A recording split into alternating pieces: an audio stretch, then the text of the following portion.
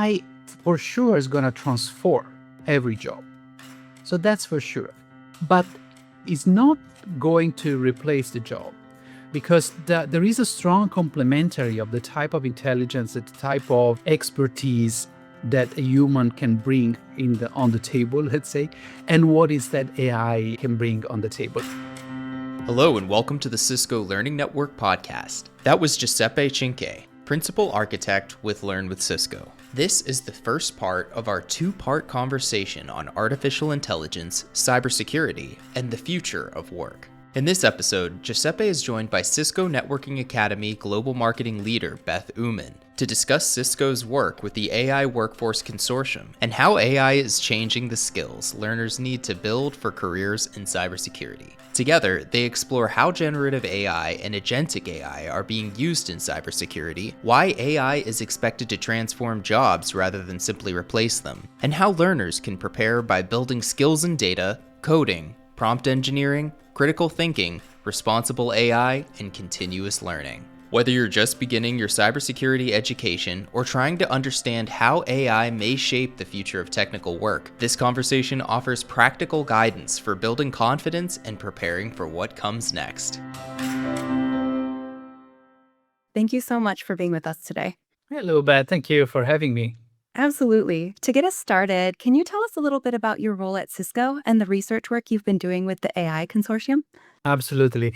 So I work in these organizations called Learn with Cisco, and includes Networking Academy and our organization for certification and training for professionals. So my role is a principal architect. It means that I work on what's coming next, on doing some research, understanding where the skills are going in terms of needs, and then working with the product strategy, product development, so that we can address those needs of skills or different way for learning, so different learning experience. And as you mentioned, one of the work that we have just published is the work inside the AI Workforce Consortium. It is a consortium of 10 big companies, including Intel, IBM, Microsoft, Google, SAP, Indeed, many others, where they came together to respond to a specific question. How is AI going to change ICT job, and how we can help the ICT workforce be ready for this transition and to thrive in the AI intelligent world.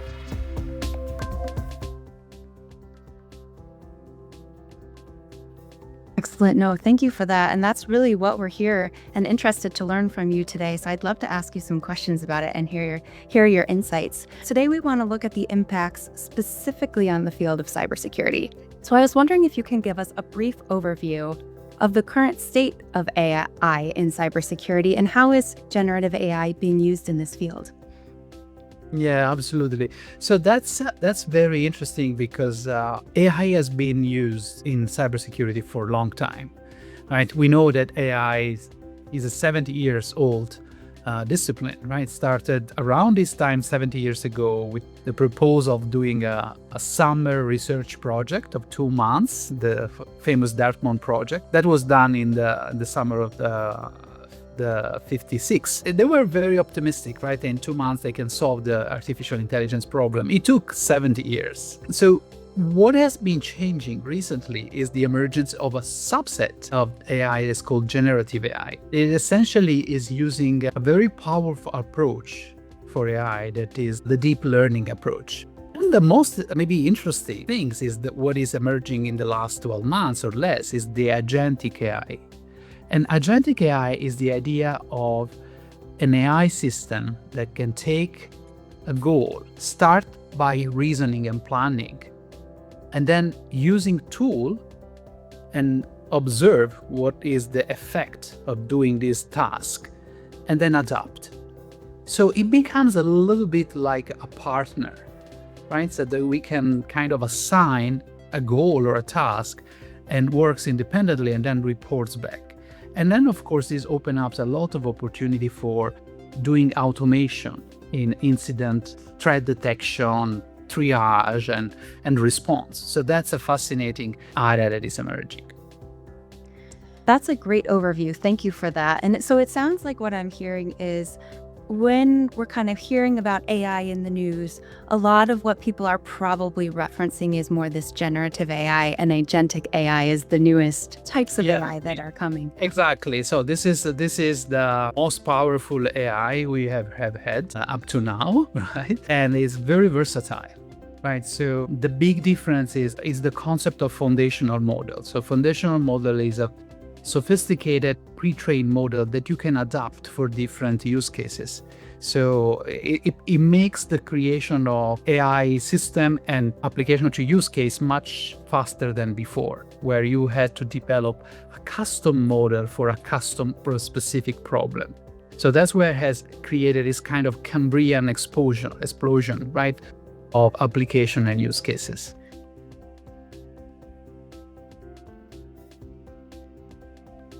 Generative AI refers to AI systems that can create or summarize content, analyze information, and respond to prompts in flexible ways. Agentic AI goes a step further by allowing an AI system to work towards a goal, use tools, observe results, and adjust its approach. For cybersecurity professionals, that matters because these systems may help with tasks like threat detection, incident triage, reporting, and response, but they also require human oversight, judgment, and responsible use. So Giuseppe, I'm seeing a lot in the news lately about the impact of AI on entry-level roles. So based on your research, what would you say is the most significant way that generative AI is currently impacting day-to-day tasks of those entry-level cybersecurity professionals? Yes, last year explicitly we started doing a research on impact on ICT role using a predictive model.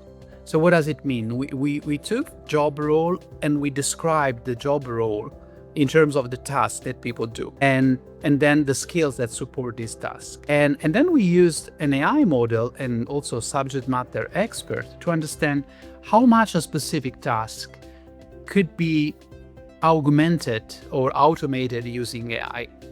For example, if I have to write a report about an incident, AI can help me summarizing and a lot of different information, make it much clearer, much faster. If I have to detect, verify if an incident, if signals coming that could be part of an attack is a real attack or not, I may have AI helping me filtering the data and sense making of the data.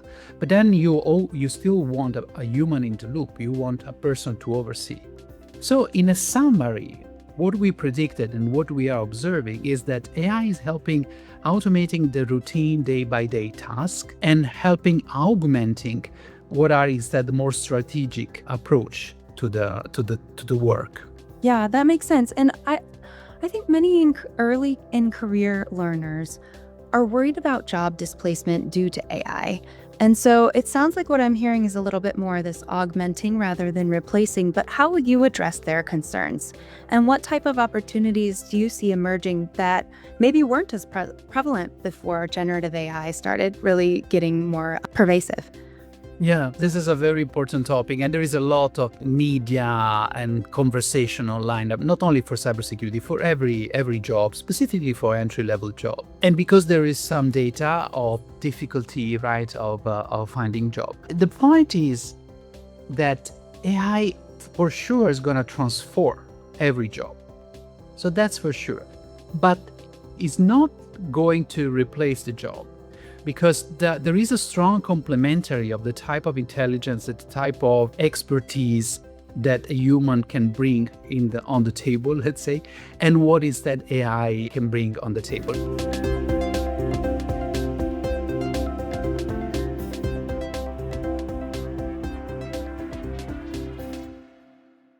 So it is going to be a coexistence of human workforce and AI workforce, right? It seems strange talking about AI workforce, but the concept of agent, right? It will become familiar. It will become something. Oh yes, it's not like a self-driving car. Oh yeah, there is a self-driving car, and you can use it in some context, in some situation. And the same will be for AI. Every AI worker will be a manager also of AI agents, right? We'll use AI agent to better perform and scale the activity. And so this is important, and we are seeing already, right, increasingly employer asking for AI skills.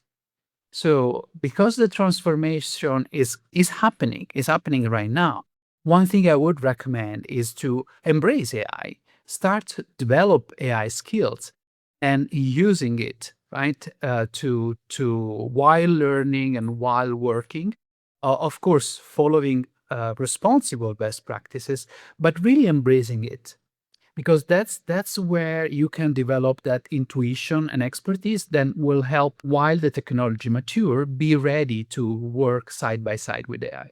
One of the big takeaways from Giuseppe's research is that AI is not just about automation. It's also about augmentation. In cybersecurity, that could mean using AI to summarize reports, filter signals, support investigations, or speed up routine tasks. But the human role remains essential, especially when it comes to judgment, context, ethics, and deciding what action to take.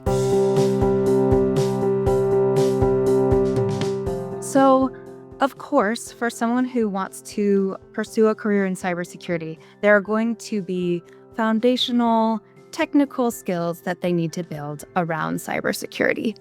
But in addition to those traditional cybersecurity knowledge and skills, what would you say are some of those foundational technical skills that aspiring cybersecurity professionals should prioritize to effectively learn exactly what you just said? How do they start building those AI skills to be prepared for this, potentially near-term future? Oh, definitely. There are a couple of them that were already relevant before kind of this acceleration of AI, right? That is the data and coding skills. And now they are even more relevant. Why? Because first of all, AI is based on data. So the quality of the data, the understanding of the data you are using, it's a paramount, right? Because otherwise you're using powerful tool with not so great data, you don't get great outcome. And coding, right? Coding is important because you can use it and also use it to, create scripts that helps you work. But even more important because now you can use AI to augment your coding skills. So having that mindset of understanding what is a script, right? That computational thinking, now it's for everybody. And you can use AI to expand. You don't need to be an expert, right? So data and coding plus AI as a tool give you an incredible toolkit of things, or toolbox, right? Of things you can use in every job. And then, of course, it comes, okay, to use AI, you need to understand how to steer AI system, right? The concept of prompt engineering or context engineering is the whole idea of how can I provide the right contextual information to the AI system so that the prediction that the AI system does, the inference that does, it's optimal for the task I want to do. Right, so that kind of prompt engineering and foundational AI. Of course, behind that is what I could call general AI or generative AI literacy. You want to understand, I don't want to consider AI just a magic box, right? You want to understand what are the principles and therefore what are the limitations, what are the errors. So when you work with that, you understand, is doing this maybe because it's out of context or has lost, you have an intuition of when things are going well and right. So these are the basic four, right? The data, coding, AI, and machine learning literacy.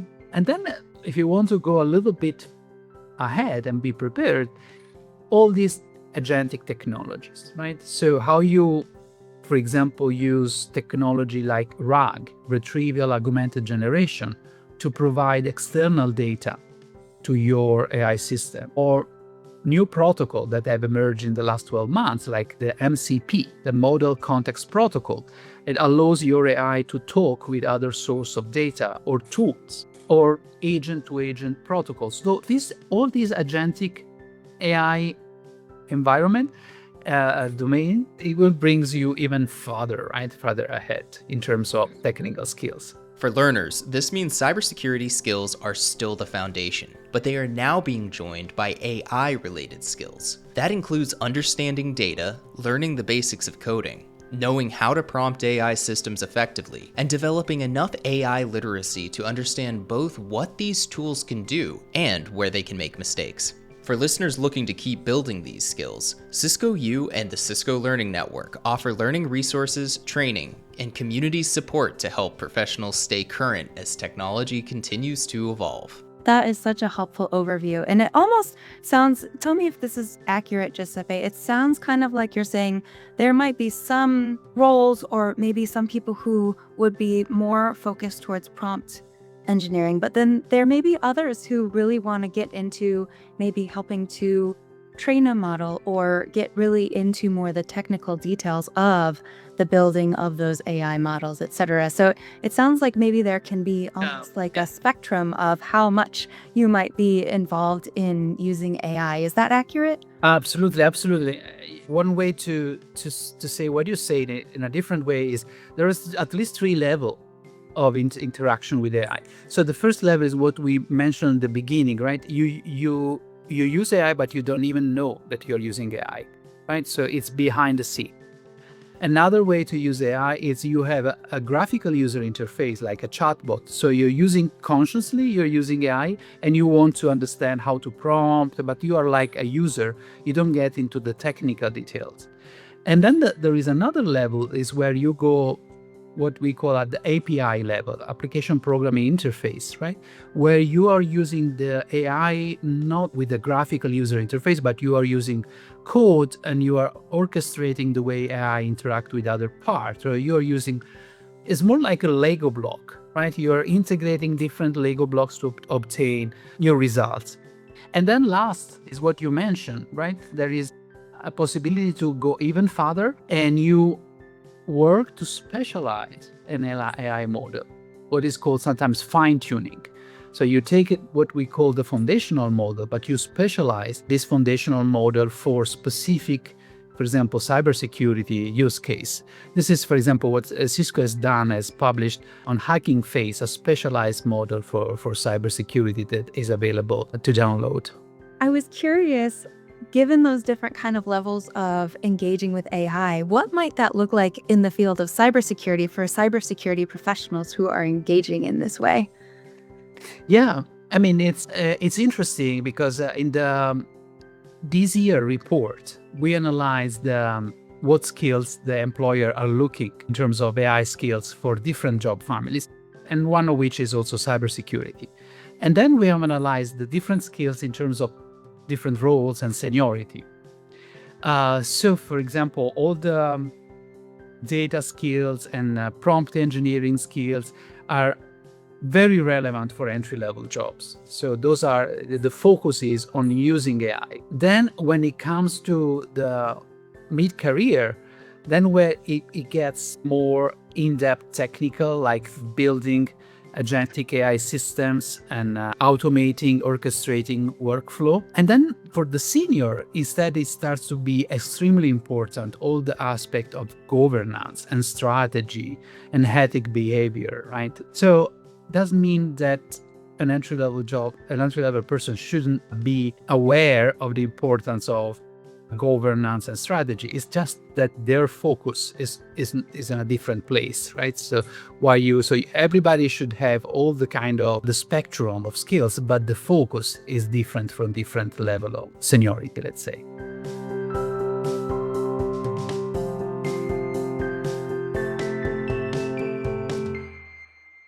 So the next thing I wanted to ask you about is navigating kind of essentially the two sides of the coin with AI. So let me tell you what I mean by that. It seems to me that generative AI is a really powerful tool for cybersecurity defenders. But on the other side, it can also empower attackers. So I was curious, especially as we're speaking to early in career professionals, how could they prepare to face AI-driven threats?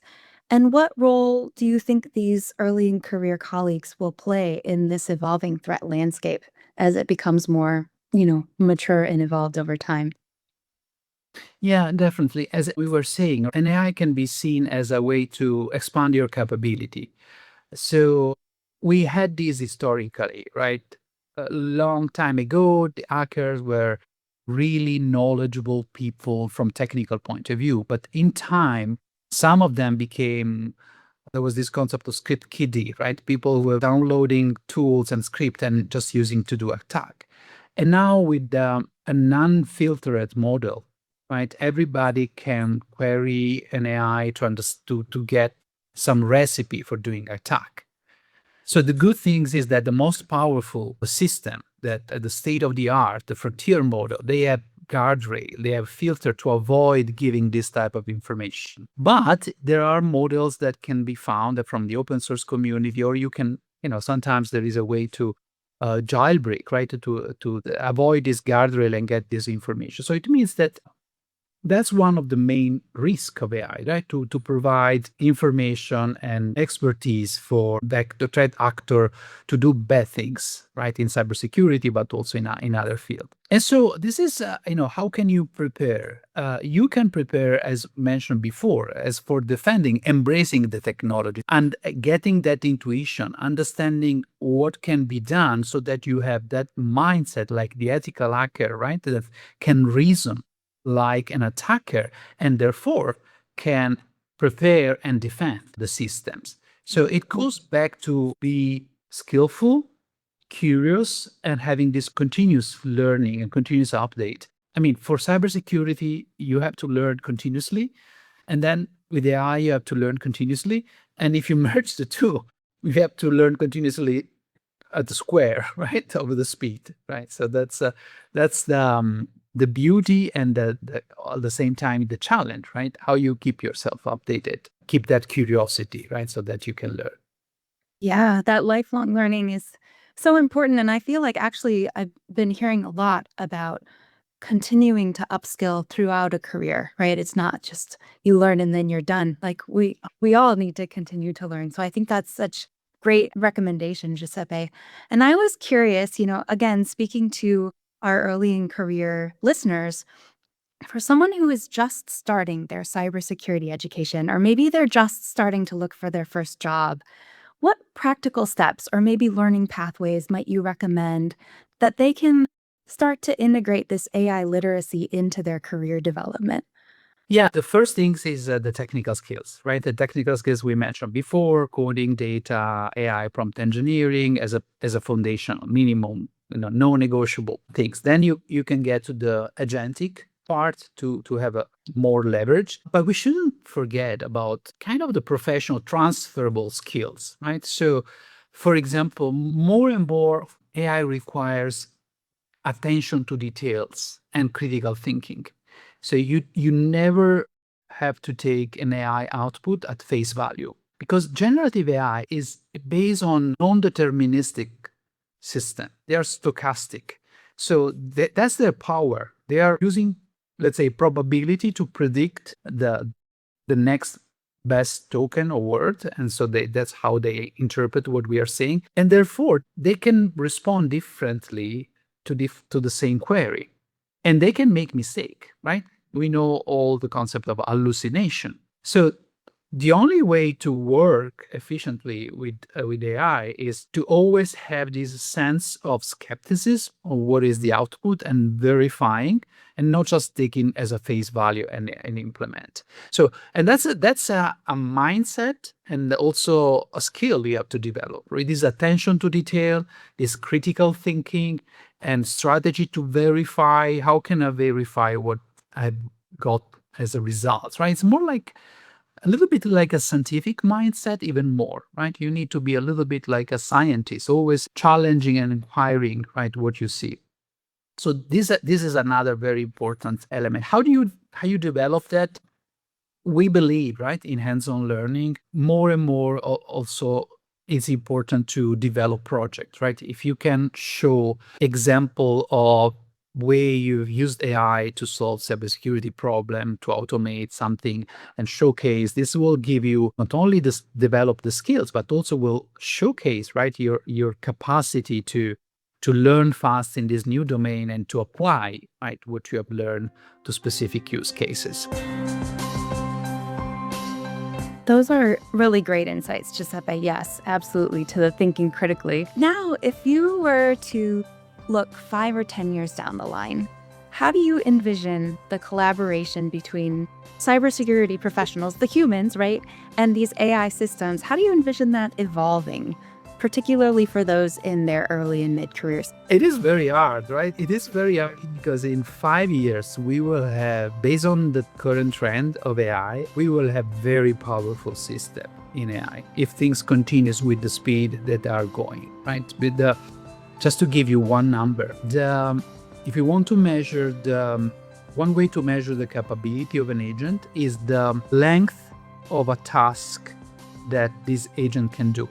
So for example, a chatbot, the length of the task is respond to my question, right? So it's what is few seconds, right? I ask a question, get this answer. Something different is if I ask my chatbot to do a data analysis, right? And that will require more time, or create an application, right? It may take 1 hour or 15 minutes right now. So right now, there is a measure that says that the agent can arrive to 2 hours of work with 50% of positive results. It's a pretty low threshold, but it's kind of a consistent measure, right? So 2 hours. And they have measured what was the length 7 months ago was 1 hour. 7 months before was half an hour. The length of the task is doubling every 7 months. Every 7 months, agent can do tasks that takes twice the time. And this is the time is a way to measure the complexity of what you can ask the agent to do. So you can imagine that in 5 years, there will be many 7 months. So the length of, you can give an agent a task, do it, and it can work for a few days before coming back. So it's a very complex task. The agent will be very sophisticated.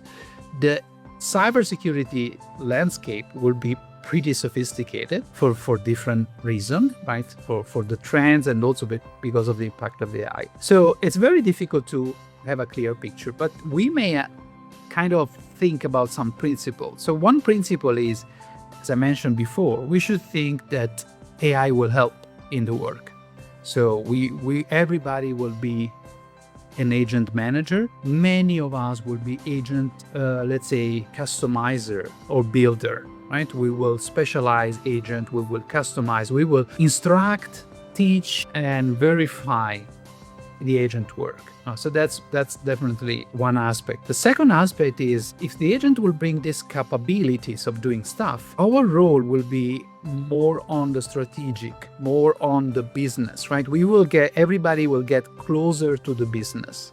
For me, this is a kind of a way to say we need to be able to talk to higher manager, moving more from the task to the strategic outcome. And so that's another important element. And I think the third one that is, I think, very attractive is the emergence of the specific, for example, AI security and governance role.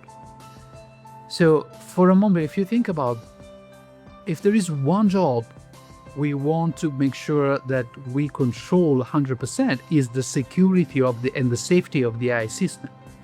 So we can predict, and we already observed in the report, we observed that the growth of AI governance and security is growing triple digits. So those jobs of AI threat hunting, AI security engineer, AI governance and ethics specialist are becoming extremely relevant for a lot of our students, right? They will become their career path.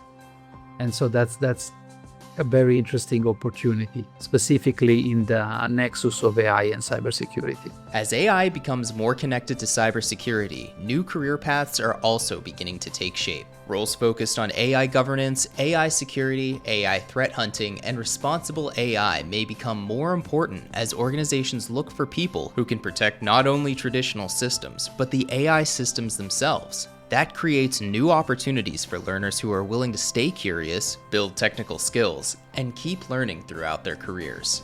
Yeah, so you're saying it's even potentially opening up some new career path avenues that we might not actually even really quite know yet. Absolutely. It has been always like that, right? 60% of the job of the US economy today didn't exist at the time of World War II. Or think about if we could, 5 years ago talking about, maybe 10 years ago talking about the job of a influencer, social media influencer, you would even struggle to explain what is this job, right? And now it's one of the attractive jobs, especially for young people. And last but not least, I think it's important to mention that the last 10 years, last 20 years with the cloud, with social media, have provided scaffolding opportunity for entrepreneur. Right? If you have a great idea with cloud, you can build it without having infrastructure. You can market on the social media. So they are kind of a superpower for entrepreneur. AI is the ultimate superpower for entrepreneur. So this is we can see that, right? We can see that in the speed of the AI startup. AI startups are growing at the speed that are 10 times bigger than previous startup.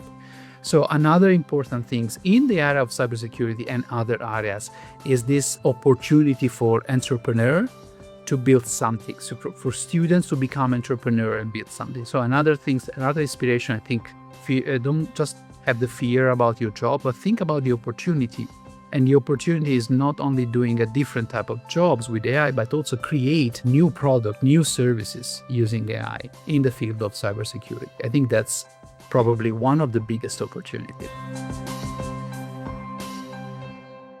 For my last question, we've talked a lot about the importance of learning and continuous learning. Now I'm curious, given all of that, what advice would you give to universities and training programs on how to adapt their curriculum in this landscape? How do they adapt their curriculum to prepare the next generation of cybersecurity talent in this future AI first world like you're describing? Yeah, teachers are doing a fantastic job already. And, that is only about accelerating these things, right? In the sense that everybody we mentioned, we should embrace AI literacy as a core skill, right? It's not about digital skill anymore. It's, digital skill as a foundation, but AI literacy, it's definitely a core skill. Different teachers historically have had different resistance about using AI in the classroom, but now everybody's more open to use an AI in the classroom. Of course, it needs to be done responsibly, right? We want to use, but it's a matter of fact.